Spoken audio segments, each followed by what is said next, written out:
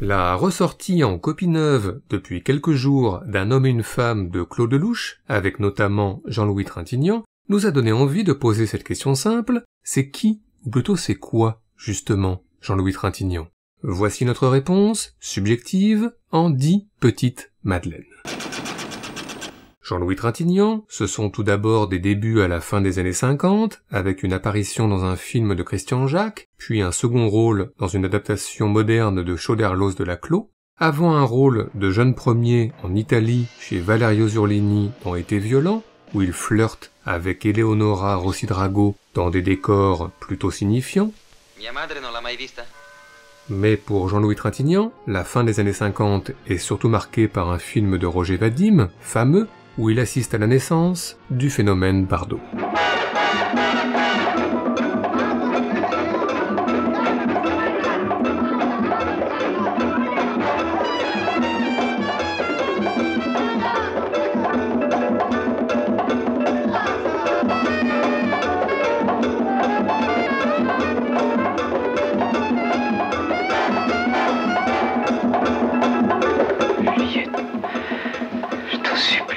Jean-Louis Trintignant, c'est ensuite au début des années 60, un Abel Gans et un Robert Hossein, mais aussi un court-métrage de Jacques Demy pour le film à sketch Les 7 péchés capitaux, où il croise Laurent Terzieff. Oh Bernard, Jacques, ça va? Ça va? Avant un célèbre film de Dino Risi, Le Fanfaron, où il est une nouvelle fois un jeune premier timide, à l'opposé du volubile Vittorio Gassman. Qui vicino a San Pietro c'è una trattoria, il padrone è dei nostri, uno in gamba, se mangia bene. No, sì, no, non è che non mi va, ma... Et puis toujours début 60, un Georges Franju, pas si connu que ça, plein feu sur l'assassin, avec son château inquiétant, ses faux miroirs, ses livres mystérieux, ses corps inertes dans les marécages, et ses oiseaux morts. Plus je suis sous, plus j'ai l'œil. Enfin, toujours à la même période, Le combat dans l'île, premier film d'Alain Cavalier, où il forme un trio amoureux bientôt tragique avec Romy Schneider et Henri Serre.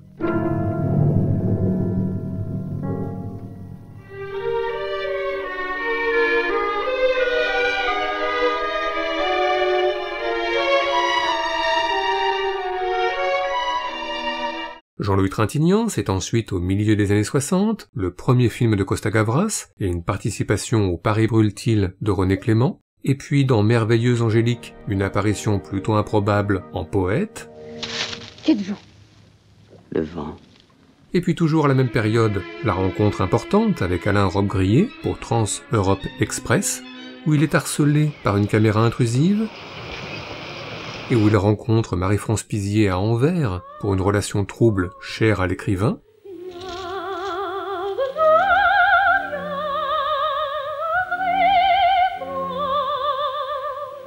Mais enfin, mi-60, la grande rencontre est celle avec Claude Lelouch et Anouk Aimée pour Un homme et une femme, ses courses automobiles pour lui, son tournage de film pour elle, et puis ses baisers tournoyants sur la plage, et sa nuit d'amour d'abord dans le silence, puis sur la voix de Pierre Barou.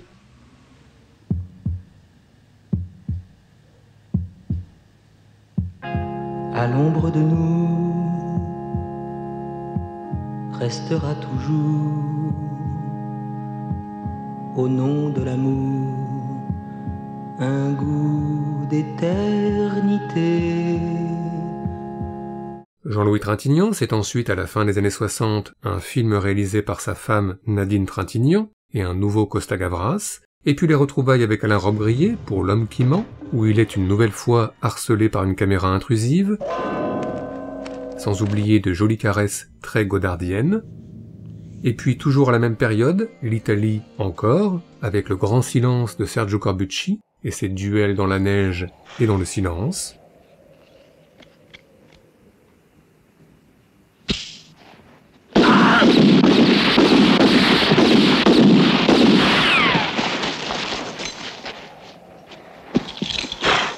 et enfin toujours à la même période, un grand chabrol, Les Biches, où il forme un nouveau triangle amoureux avec Stéphane Audran et Jacqueline Sassard, fait de déclarations Je vous aime tant tous les deux. et de frustrations.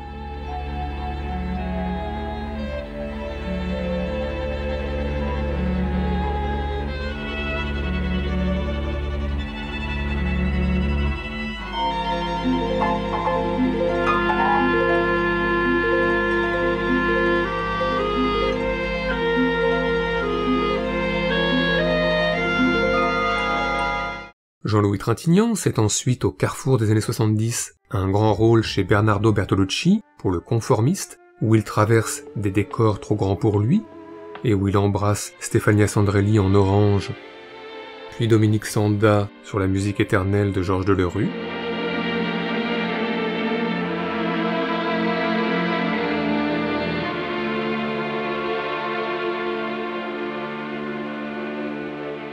Et puis à la même période, un autre grand rôle chez Éric Rohmer pour Ma nuit chez Maud, où il discute, disserte, échange, flirte avec Françoise Fabian.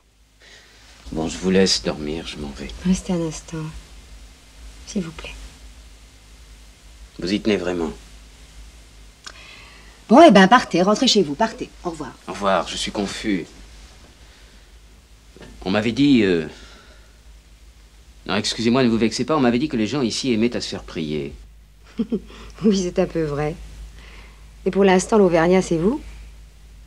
Moi, quand je dis oui, c'est oui. Et quand c'est non, c'est non. Si je veux qu'on parte, je dis partez. Vous avez dit partez. Je reste seulement un instant. Jean-Louis Trintignant, c'est ensuite au début des années 70 un nouveau Lelouch et un polar de Philippe Labro, et puis Alain Robbe-Grillet encore, et pas qu'une fois, mais aussi des débuts dans la réalisation, avec Une journée bien remplie, où Jacques Dufilot et sa mère, tueurs en série, écument en sidecar les routes du Gard sur la symphonie numéro 1 de Malheur. Enfin, le milieu des années 70 est marqué par les retrouvailles avec Romy Schneider, tout d'abord dans Le train de Pierre Granier de Fer, où il tombe amoureux en gros plan,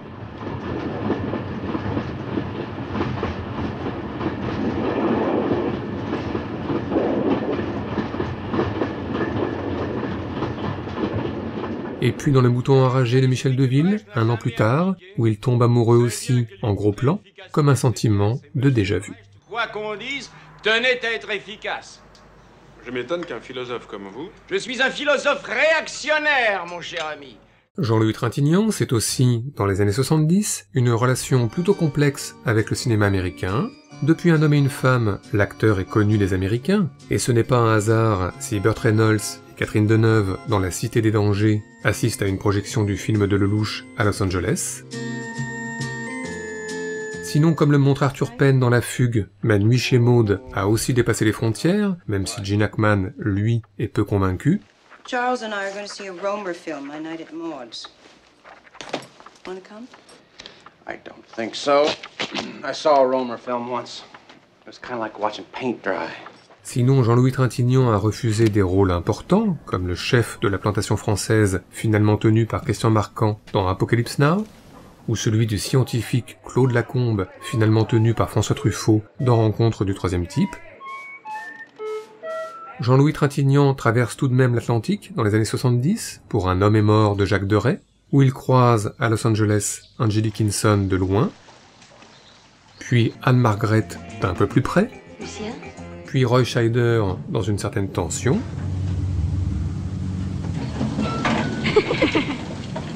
sinon quelques années plus tard, dans Under Fire, Jean-Louis Trintignant croise les reporters Nick Nolte et Johanna Cassidy. And you're a businessman? A businessman? That sounds good. Okay, I'm a businessman. Enfin, n'oublions pas que Jean-Louis Trintignant est dans Shining de Stanley Kubrick, en tous les cas dans sa version française. Eh bien, ça tombe à pic, c'est exactement ce que je cherche en ce moment. J'ai un nouveau très gros roman en préparation et 5 mois de tranquillité, c'est tout ce que je demande. Jean-Louis Trintignant, c'est ensuite, dans les années 80, un Francis Giraud et un André Téchiné, mais aussi un Michel Deville et un Ettore Scola, et puis la rencontre tardive avec François Truffaut pour Vivement Dimanche, où il campe un faux coupable reclus dans les sous-sols, qui peut du coup laisser libre cours en bon héros truffaldien à sa fascination pour les jambes des femmes, aux grandes dames de Fanny Ardant, enfin, quoique.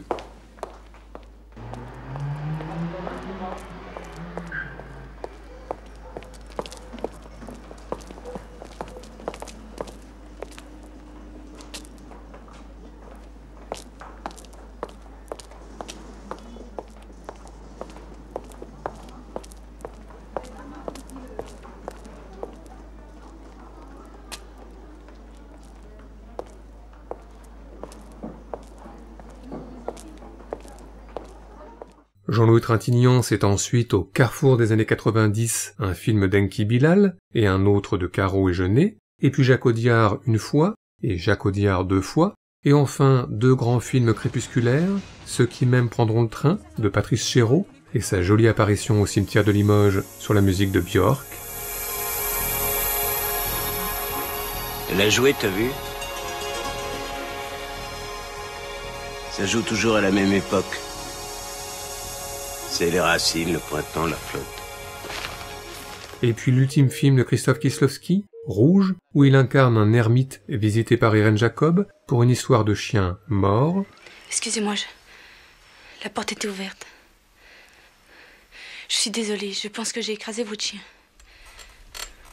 Puis de chiots bien vivants, ponctué par un regard caméra bienveillant, agrémenté d'un joli demi-sourire.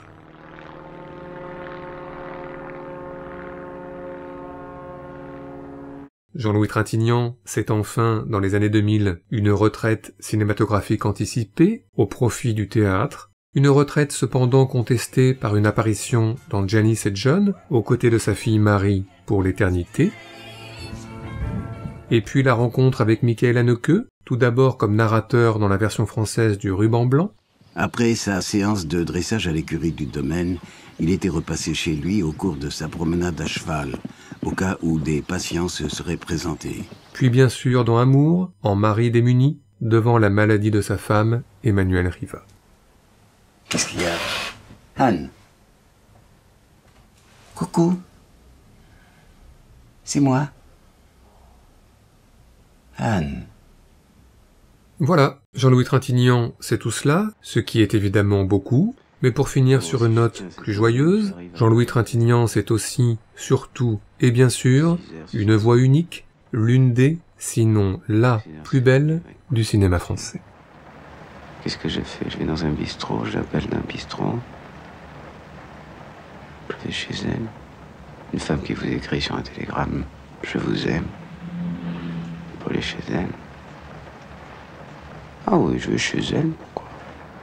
Alors je vais chez elle. Je sais pas à quel étage elle habite, je suis obligé de réveiller la concierge. Bon. Alors, la concierge me dira, elle est pas là, peut-être, vous pouvez pas monter à cette heure-là. Je lui dirai, madame, excusez-moi, mais je viens de faire 5000 km en voiture, 6000, ça fait 6000 avec le retour. Je viens de faire 6000 km en voiture pour voir madame. Excusez-moi, mais je monte. Je monte, je sonne, une fois, 2 fois. Non, je sonne une fois. Faut pas l'énerver. Je sonne une fois. Elle est assez longue à se lever. Elle ouvre peut-être pas d'ailleurs. Elle dit qui est là. Alors je lui dis, je lui dis, non, je peux pas lui dire, Jean-Louis. Le papa d'Antoine, je lui dis. Le papa d'Antoine. Oui, ça c'est un bon truc. Qui est là? Le papa d'Antoine.